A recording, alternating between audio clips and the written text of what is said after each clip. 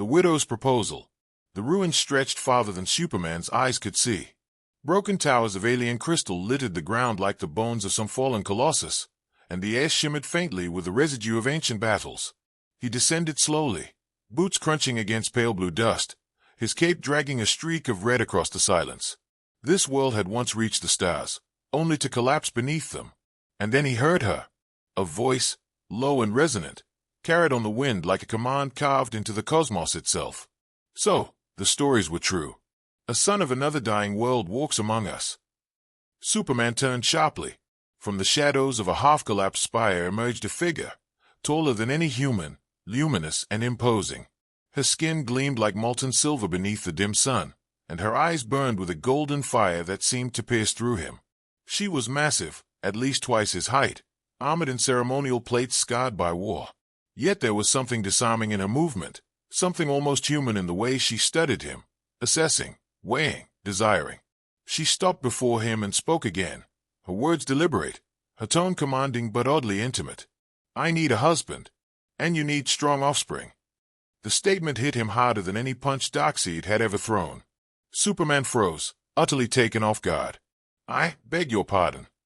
His voice cracked, uncharacteristically human, even nervous. The widow tilted her head, strands of what looked like living flame tumbling across her armored shoulder. She regarded him with the patience of a queen, the certainty of a warrior who had never begged for anything. You are the last son of a dead world. I am the last widow of a slaughtered people. Alone, we fade. Together, our strength will echo across the stars. Her tone dripped with something between flirtation and command, daring him to deny her logic. Superman's throat tightened. In all his years as Earth's champion, he had never been confronted with something like this. He had faced armies, gods, monsters, yet nothing had prepared him for a giant warrior widow who could just as easily crush him as kiss him.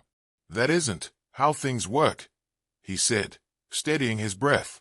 I came here to understand what happened, to mourn your people, not to live, she interrupted sharply, her eyes narrowing. You speak of mourning, but mourning is weakness without rebirth.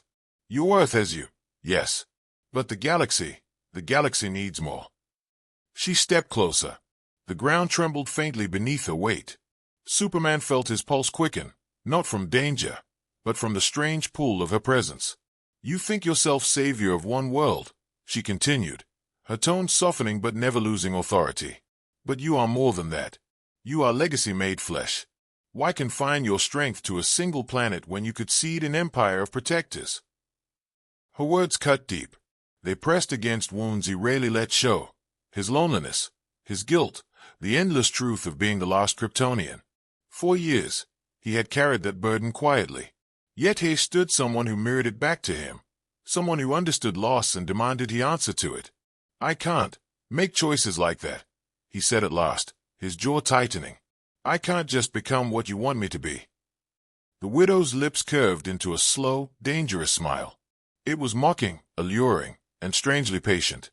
Oh, Kal-El, she whispered, somehow speaking his Kryptonian name as if it had always belonged on her tongue. You already are. You just haven't admitted it yet. Superman turned slightly, cape fluttering in the ruined wind, trying to collect himself. He wanted to argue, to reject her words, to deny the magnetic tension tugging at him. But part of him knew this was more than attraction. This was something else, a test, a responsibility he had never considered. The widow leaned closer, her golden eyes blazing brighter.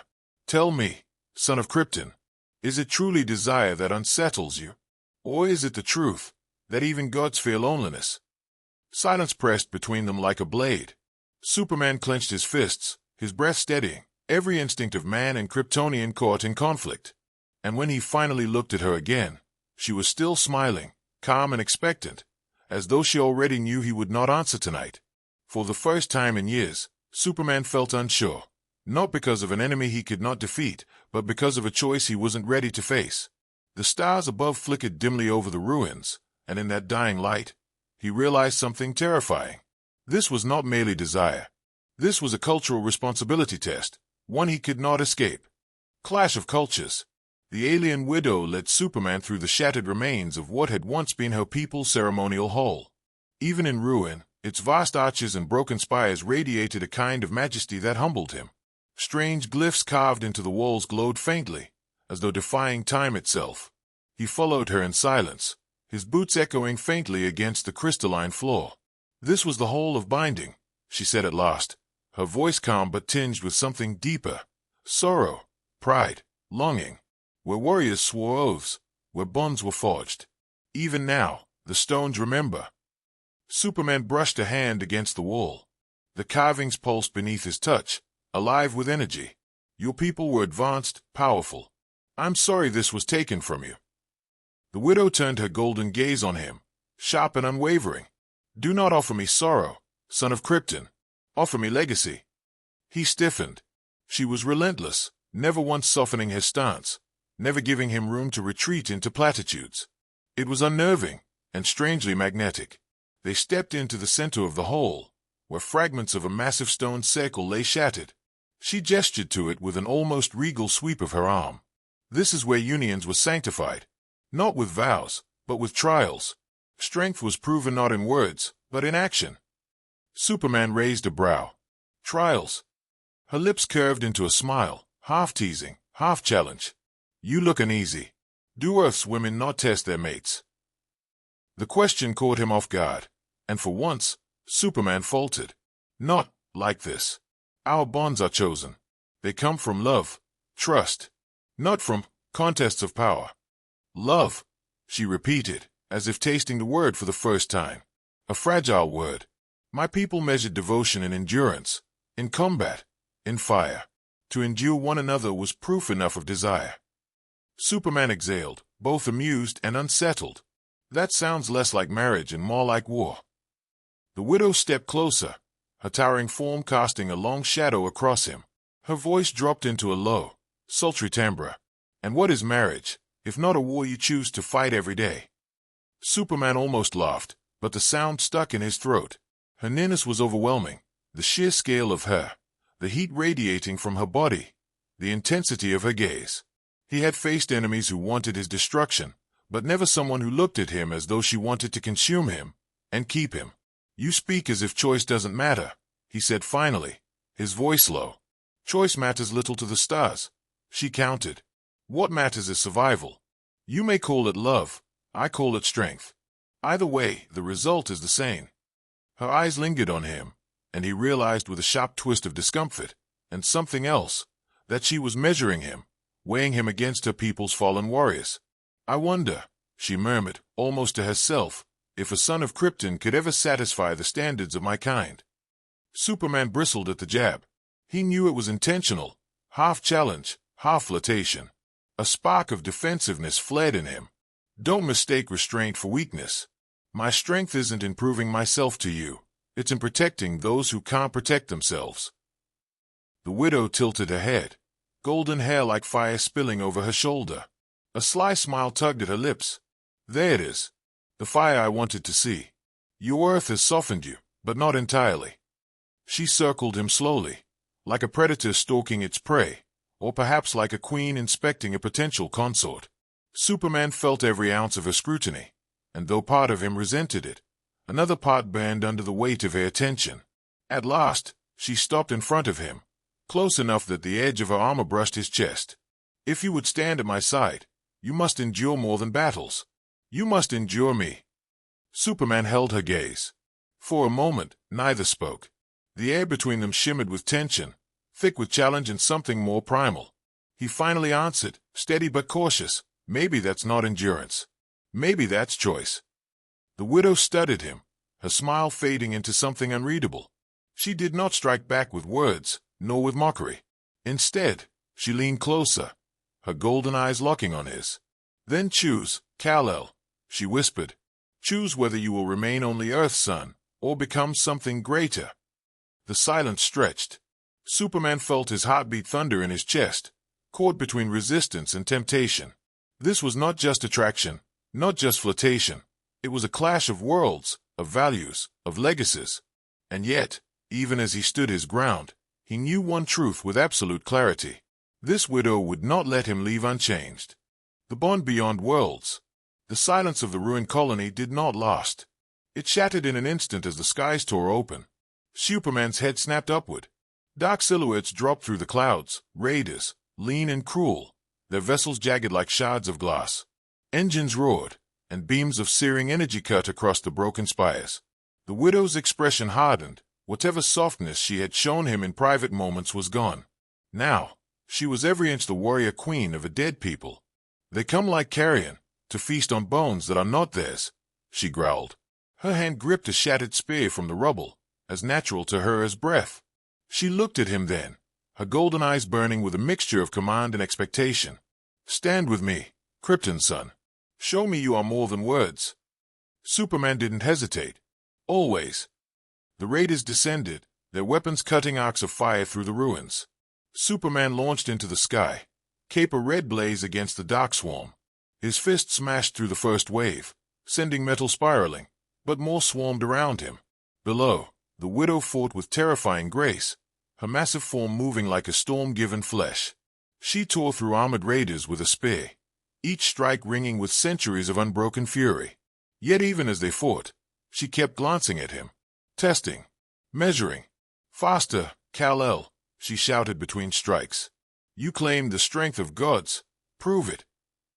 Superman gritted his teeth, straining against the swarm. Heat vision fled, carving a path through the attackers, while his fist struck like thunder. He wanted to tell her this wasn't about proving himself. It was about saving lives. But the truth echoed inside him. He was proving something, if not to her, then to himself. Minutes bled into chaos. Finally, with a deafening roar, Superman dove through the mothership's core, tearing it apart in a blaze of fire. The remaining raiders scattered into the void, leaving the colony in uneasy silence once again. Superman landed heavily among the ruins, chest heaving. The widow stood nearby, her spear dripping with alien ichor, her armor dented but her spirit unbroken. She studied him in silence. Then, slowly, she set the weapon aside.